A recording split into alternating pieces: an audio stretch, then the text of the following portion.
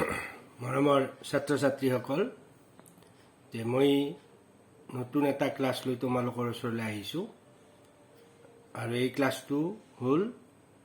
ক্লাছটোৰ বিষয় হ'ল roll of the communist party in China, অৰ্থাৎ চীনত সাম্যবাদী দলৰ ভূমিকা। চীন গণৰাজ্যত সাম্যবাদ প্ৰতিষ্ঠাৰ প্ৰধান যন্ত্ৰ হ'ল সাম্যবাদী দল, অৰ্থাৎ সাম্যবাদী দলেই তাত সাম্যবাদ প্ৰতিষ্ঠা কৰাৰ ক্ষেত্ৰত মূল ভূমিকা পালন কৰে। চীনৰ সংবিধানে সাম্যবাদী দলৰ হাতত এই গুৰু দায়িত্ব অৰ্পণ কৰিছে। এই দলৰ জৰিয়তে চীন গণৰাজ্যত সমগ্ৰ জাতি, প্ৰজাতি আৰু সম্প্ৰদায়সমূহক একত্ৰিত কৰা সম্ভৱপৰ হৈছে। এই দলেই চীনত সমাজবাদ আৰু প্ৰজাতন্ত্ৰৰ প্ৰতিষ্ঠা কৰিছে। গতিকে সাম্যবাদী দলে ইয়াৰ বৈপ্লৱিক ভূমিকাৰ দ্বাৰা চীন গণৰাজ্য প্ৰতিষ্ঠা কৰিবলৈ সক্ষম হৈছে। এই দলে চীনত সমাজবাদৰ ভেটি প্ৰতিষ্ঠা কৰিছে আৰু ই সাম্যবাদ প্ৰতিষ্ঠাৰ বাবে এক গুৰুত্বপূৰ্ণ ভূমিকা গ্ৰহণ কৰি আছে। গতিকে সাম্যবাদী দলক যদিও চীনৰ শাসন ব্যৱস্থাৰ পৰা পৃথক বুলি কোৱা হৈছে, থিয়ৰিটিকেলি তত্ত্বগতভাৱে এই শাসন ব্যৱস্থাৰ পৰা তাক পৃথক বুলি কোৱা হয়, তথাপি ইয়াক চীনৰ প্ৰশাসনৰ স্নায়ু কেন্দ্ৰ বুলি আমি ক'ব পাৰোঁ। এই দলে ইয়াৰ পলিট ব্যুৰোৰ জৰিয়তে দেশৰ শাসন ব্যৱস্থাক নিয়ন্ত্ৰণ কৰে। চীনৰ শাসন ব্যৱস্থাক সাম্যবাদী দলৰ পৰা পৃথক কৰিব কেতিয়াও নোৱাৰি। চৰকাৰৰ বিভিন্ন শাখাৰ ওপৰত ইয়াৰ প্ৰত্যক্ষ নিয়ন্ত্ৰণ আছে আৰু সেইবিলাকৰ সৈতে ইয়াৰ গভীৰ সম্পৰ্ক আছে। সাম্যবাদী দলে চৰকাৰৰ বিভিন্ন সংগঠনসমূহক গঠন কৰাৰ দায়িত্ব বহন কৰে। চীনৰ সাম্যবাদী দলে চৰকাৰৰ কাৰ্যাৱলীৰ প্ৰতি বিশেষ দৃষ্টি ৰাখে। দলৰ নীতিবিলাক ভালদৰে কাৰ্যকৰী কৰা হৈছে নে নাই তাৰ প্ৰতি সদায় লক্ষ্য ৰাখিবৰ বাবে দলে কিছুমান নিৰ্দিষ্ট ব্যৱস্থা গ্ৰহণ কৰে। সমাজবাদ প্ৰতিষ্ঠাৰ ক্ষেত্ৰত সাম্যবাদী দলৰ যি ভূমিকা, ইয়াক কোনেও অস্বীকাৰ কৰিব নোৱাৰে। চীন গণৰাজ্যত সাম্যবাদী দলৰ নিৰ্দেশৰ বিৰুদ্ধে কোনেও কাৰ্য পালন কৰিব নোৱাৰে। আনকি দলৰ নিৰ্দেশত কৰ্মচাৰীসকলকো অপহৰণ কৰা হয়। প্ৰজাতান্ত্ৰিক চীনৰ সকলো মানুহ, সংগঠন আৰু সংস্থাসমূহ সাম্যবাদী দলৰ সৈতে জড়িত আৰু চীন দেশৰ সকলো ক্ষেত্ৰতে এই দল বিয়পি থকা আমি দেখিবলৈ পাওঁ। সকলো স্তৰতে এই দল বিয়পি আছে। গতিকে চীনত সাম্যবাদী দলৰ ভূমিকাটো অতুলনীয়। ইয়াৰ বাবে চীন চৰকাৰে সকলো কাম ভালদৰে সম্পাদন কৰিব পাৰিছে। সকলো কথাতে চৰকাৰ দলৰ ওপৰত নিৰ্ভৰশীল। চীনৰ সাম্যবাদী দলে চৰকাৰক সদায় সজাগ কৰি ৰাখে। সকলোৱে দলৰ নিৰ্দেশলৈ অপেক্ষা কৰি থাকে। দলীয় নিয়ন্ত্ৰণে চীনৰ শাসন ব্যৱস্থাত শৃংখলা ৰক্ষা কৰাত সহায় কৰিছে। চীনৰ সাম্যবাদী দল সেই দেশৰ জনসাধাৰণৰ প্ৰধান মুখপাত্ৰ। এই দলেই হৈছে চীন গণৰাজ্যৰ জনসাধাৰণৰ, বিশেষকৈ শ্ৰমিক আৰু কৃষক শ্ৰেণীৰ অগ্ৰগামী বাহিনী। সাম্যবাদী দলে চীনৰ জনসাধাৰণৰ সৰ্বাংগীন উন্নতিৰ বাবে প্ৰয়োজনীয় ব্যৱস্থা গ্ৰহণ কৰে। এই দলে দেশৰ সকলো মানুহক সমাজবাদী কাৰ্যপালনত আত্মনিয়োগ কৰিবলৈ উৎসাহ যোগায়। চীন গণৰাজ্যত সাম্যবাদী দলেই হ'ল একমাত্ৰ ৰাজনৈতিক দল আৰু এই দলেই হ'ল চীন জনসাধাৰণৰ আশা আকাংক্ষাৰ থল। গতিকে চীনৰ ৰাজনৈতিক ব্যৱস্থাত এই দলৰ একক ভূমিকা উল্লেখযোগ্য।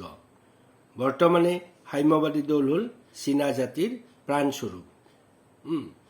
চীন দেশৰ গুৰুত্বপূৰ্ণ সকলো বিষয়তে সাম্যবাদী দলে সিদ্ধান্ত গ্ৰহণ কৰে।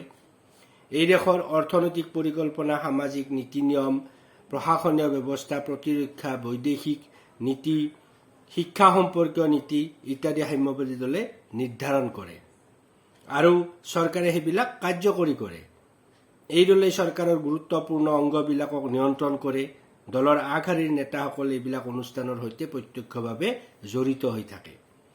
চীন গণৰাজ্যত সাম্যবাদী দলৰ অৱস্থিতি সকলো ক্ষেত্ৰতে ইমান শক্তিশালী যে ইয়াত চৰকাৰ আৰু দলৰ মাজত কোনো পাৰ্থক্য নাই বুলি কোৱা হয়।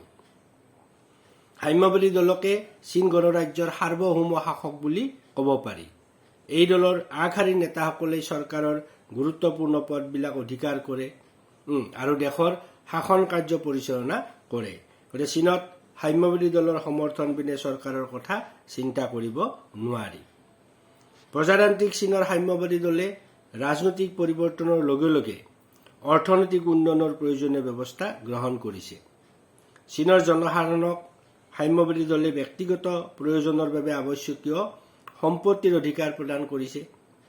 কোনেও যাতে কাকো শোষণ কৰিব নোৱাৰে তাৰ প্ৰতি দলে চকু ৰাখে। দেশৰ উৎপাদন আৰু বিতৰণ ব্যৱস্থাৰ উন্নতি সাধনত সমাজবাদী দলে গুৰুত্বপূৰ্ণ ভূমিকা গ্ৰহণ কৰি আহিছে। চীন গণৰাজ্যৰ সাম্যবাদী দলৰ ত্ৰয়োদশ যি কংগ্ৰেছ অধিৱেশন, ত্ৰয়োদশ জাতীয় কংগ্ৰেছৰ যি অধিৱেশন অৰ্থাৎ সাম্যবাদী দলৰ ত্ৰয়োদশ কংগ্ৰেছ অধিৱেশন, এই অধিৱেশনত এই দলক কিছুমান দীৰ্ঘম্যাদী নীতি অনুসৰণ কৰিবলৈ নিৰ্দেশ দিছে দলে।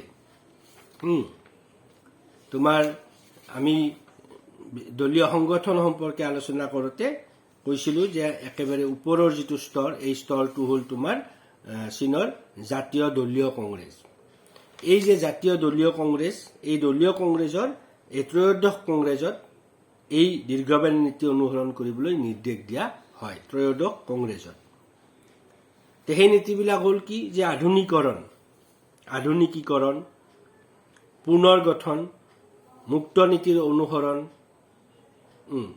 ৰাষ্ট্ৰীয় মালিকী স্বত্বৰ ওপৰত প্ৰাধান্য দান, স্থিতিশীলতা আৰু ঐক্যৰ ভিত্তিত সমাজবাদী তোমাৰ গণতন্ত্ৰৰ প্ৰতিষ্ঠা আৰু মাৰ্ক্সবাদৰ তোমাৰ নিৰ্দেশাধীন হৈ উন্নত সংস্কৃতি আৰু ভাৱাদৰ্শ পূৰ্ণ এখন সমাজ গঢ়া।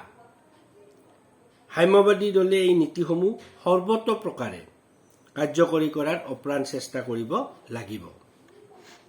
তেনেকৈ সাম্যবাদী দলৰ নতুন যি কাৰ্যসূচী, এই কাৰ্যসূচীত দলক আভ্যন্তৰীণ ক্ষেত্ৰত কিছুমান নীতি পালন কৰিবলৈ আহ্বান জনোৱা হৈছে। দলৰ যি আভ্যন্তৰীণ কাম কাজ তাৰ ক্ষেত্ৰত কিছুমান নীতি পালন কৰিবলৈ দলে নিৰ্ধাৰণ কৰি দিছে। যেনে চীনৰ সকলো জাতিক সমাজতান্ত্ৰিক আধুনিকৰণৰ বাটত পৰিচালনা কৰা হ'ল দলৰ আটাইতকৈ গুৰুত্বপূৰ্ণ কৰ্তব্য।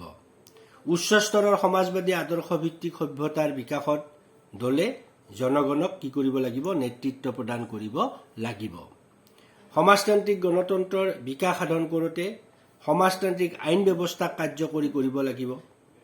জনগণতান্ত্ৰিক একত্ব শক্তিশালী কৰিবলৈ জনসাধাৰণক আহ্বান জনাব লাগিব। চীনৰ সকলো জাতিৰ জনগণৰ মাজত সমতা, ঐক্য আৰু যিটো পাৰস্পৰিক সহযোগিতা আৰু জাতীয় আঞ্চলিক স্বায়ত্তশাসনৰ নীতিত তোমাৰ দল অগাধ বিশ্বাসী হ'ব লাগিব। সমাজবাদ প্ৰতিষ্ঠাৰ ক্ষেত্ৰত সকলোৱে আগভাগ ল'ব লাগিব।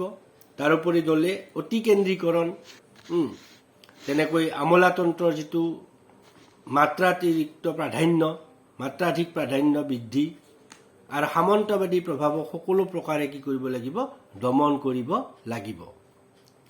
তেনেকৈ ত্ৰয়োদশ কংগ্ৰেছৰ যিটো নিৰ্দেশ, এই নিৰ্দেশ মতে আন্তৰ্জাতিক ক্ষেত্ৰতো সাম্যবাদী দলে কিছুমান নীতি পালন কৰিব লাগিব। আৰু সেই নীতিবিলাক হ'ল, আন্তৰ্জাতিক ক্ষেত্ৰত পালন কৰিবলগীয়া এই নীতিবিলাক হ'ল যে চীনৰ সাম্যবাদী দল সৰ্বহাৰাৰ আন্তৰ্জাতিকতাবাদত বিশ্বাসী। তেনেকৈ ই সাম্ৰাজ্যবাদ, আধিপত্যবাদ আৰু উপনিৱেশবাদৰ বিৰুদ্ধে সংগ্ৰাম চলাই থাকিব। দলে বিশ্বই নিপীড়িত জাতিসমূহ আৰু জনসাধাৰণক ঐক্যবদ্ধ কৰাত সহায় কৰিব। চীনৰ সাম্যবাদী দলে অন্যান্য দেশৰ সৈতে যিটো পঞ্চশীল নীতিৰ ভিত্তিত চীনৰ সম্পৰ্ক স্থাপন কৰিবলৈ চেষ্টা কৰিব। চীনৰ সাম্যবাদী দলে অন্যান্য দেশৰ সাম্যবাদী দলৰ সৈতে সমতা আৰু স্বাধীনতাৰ ভিত্তিত সম্পৰ্ক স্থাপন কৰিব চেষ্টা কৰিব।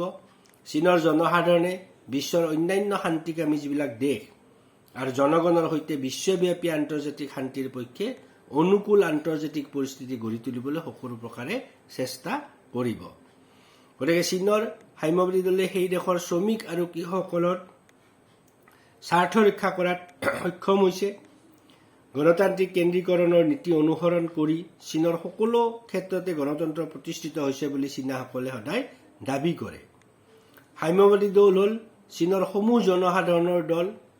সেয়ে চীনত এটা ৰাজনৈতিক দল থাকিলেও এই দলে সকলোৰে স্বাৰ্থ ৰক্ষা কৰিব পাৰিছে আৰু ইয়াৰ গণতান্ত্ৰিক ব্যৱস্থাক সফল কৰিছে। গতিকে সাম্যবাদী দলে চীনৰ নিচিনা এখন বিশাল সমস্যাবহুল আৰু জনবহুল ৰাষ্ট্ৰক যে দিনে দিনে প্ৰগতিৰ পথত আগুৱাই লৈ যাব পাৰিছে, ই সকলো বিশ্বৰ জনসাধাৰণৰে দৃষ্টি আকৰ্ষণ কৰিবলৈ সক্ষম হৈছে।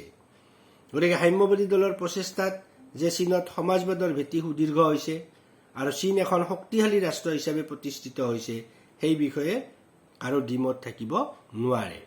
গতিকে দেখা যায় যে চীনৰ সৰ্বাংগীন বিকাশৰ ক্ষেত্ৰত, আন্তৰ্জাতিক ক্ষেত্ৰত চীনৰ যিটো গুৰুত্ব সেইটো বৃদ্ধিৰ ক্ষেত্ৰত, চীনৰ আভ্যন্তৰীণ সমাজ ব্যৱস্থাৰ বিকাশৰ ক্ষেত্ৰত বা তাৰ অন্যান্য সকলোবিলাক ক্ষেত্ৰতে চীনৰ সাম্যবাদী দলে নিঃসন্দেহে এক গুৰুত্বপূৰ্ণ ভূমিকা পালন কৰি আহিছে আৰু যিটো সকলোৰে এটা